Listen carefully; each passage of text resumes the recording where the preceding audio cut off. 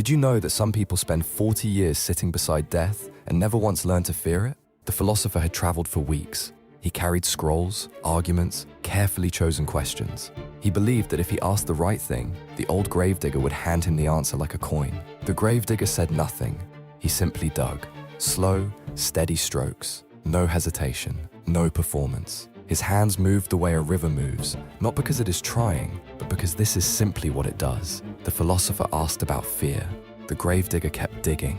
He asked about death.